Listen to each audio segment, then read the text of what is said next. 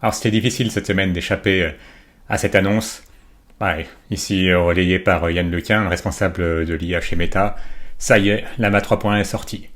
Alors qu'est-ce que ça peut faire? Ça peut faire tout simplement que Llama 3.1 propose 3 modèles. Alors dans la version 3 de Llama, il y avait déjà le modèle à 8 milliards de paramètres, donc vous pouvez faire tourner sur une machine en local si vous avez la carte graphique, le GPU qui le permet, 70 milliards, et maintenant le plus gros modèle à 405 milliards de paramètres.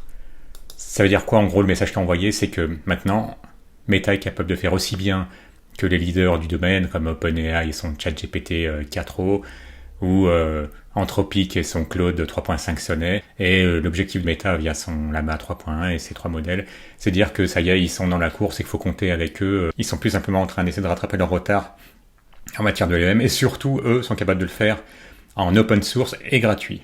Alors avant de voir si c'est vraiment open source et gratuit, alors regardons ce que ça vaut par rapport aux concurrents, avec des petits leaderboards, donc des petits classements.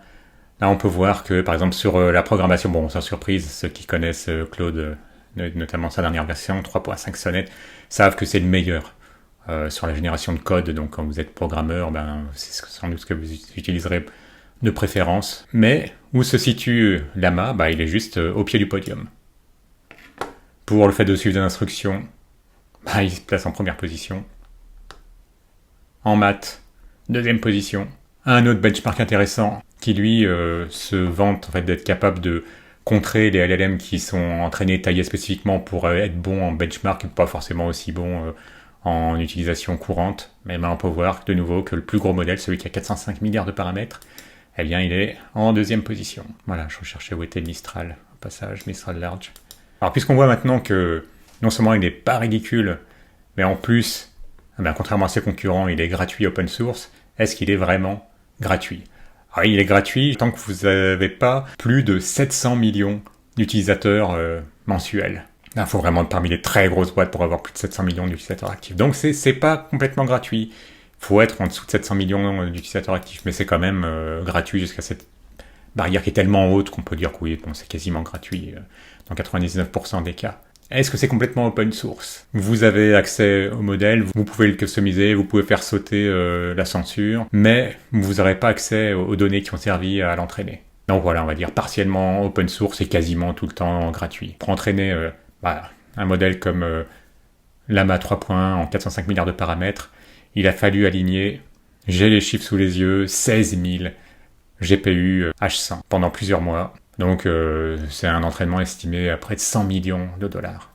On peut dire que c'est une bonne façon de faire du pied à de potentiels futurs docteurs en IA qui voudraient bosser chez eux parce que ça vous rend cool. On sait très bien que l'open source est quelque chose qui est très apprécié. On sait qu'il y a des pointures comme Yann Lequin, le responsable de l'IA chez Facebook, qui est très attaché à l'open source. Et si vous regardez, vous avez peut-être vu passer cette pétition, mais vous pouvez voir que parmi les signataires qui poussent vraiment pour que les IA soient open source, eh bien vous pouvez voir qu'il y a des grands noms tels que Arthur Mensch de Mistral AI, Yann Lequin, on en parlait à l'instant, de Meta, Andrew Ng.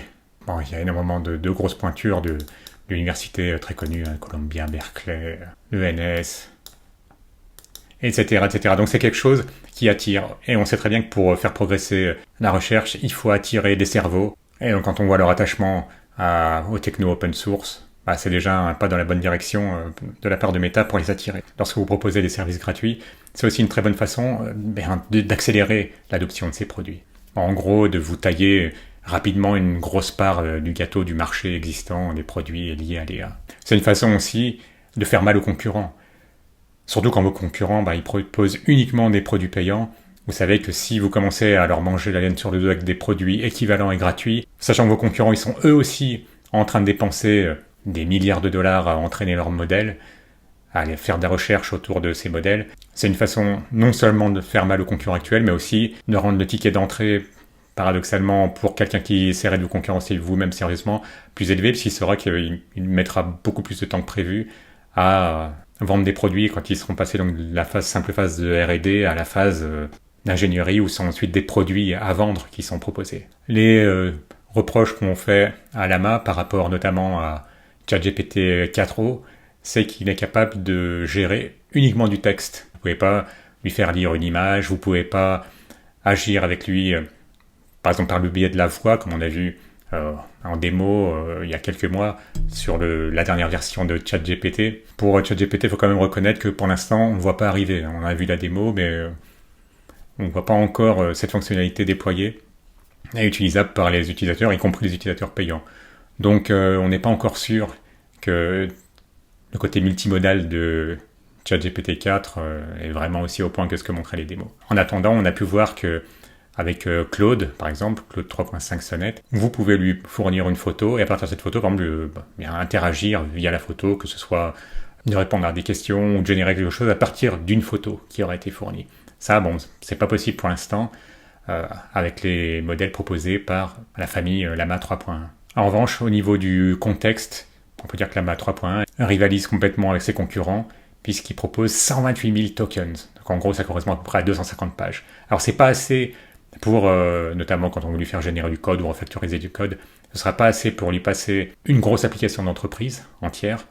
Pour ça, il y aura que Google Gemini 1.5 Pro, lui qui peut aller jusqu'à 1 million de tokens, ce qui fait 700 000 mots. Mais pour le reste, on voit clairement que la famille Llama 3.1 fait partie des poids lourds avec lesquels il faudra compter. Alors en regardant la littérature propre à l'open source, on peut craindre qu'il se passe la même chose, en partie, dans quelques années, s'ils arrivent vraiment à prendre la tête par rapport à ce concurrent, que le modèle de licence pourrait changer. Après tout, c'est ce qu'a fait OpenAI, qui ferait mieux de se rebaptiser en Close AI maintenant, puisqu'on voit bien qu'ils ont commencé par être une sorte d'association, la 1901, enfin l'équivalent américain, et que finalement maintenant ils font du profit et tout reste fermé. Qu'est-ce que vous pensez alors de cette nouvelle famille de modèles Llama 3.1? Est-ce que vous allez jouer avec? Au passage, vous ne pourrez pas jouer avec depuis le site de Meta, puisque là il faut être aux États-Unis, même si vous utilisez un VPN. De toute façon, comme ensuite on vous demandera d'utiliser un de vos comptes Facebook ou Instagram, on verra bien que vous n'êtes pas américain. Donc pour l'instant, c'est réservé aux Américains et à quelques autres pays, donc l'Europe, pour l'instant, c'est cuit. Il faudra que vous alliez sur Grok AI ou sur Hugging Chat pour jouer avec dès maintenant. Alors n'hésitez pas à le laisser en commentaire, un petit like si vous avez aimé, abonnez-vous si c'est déjà fait et à bientôt.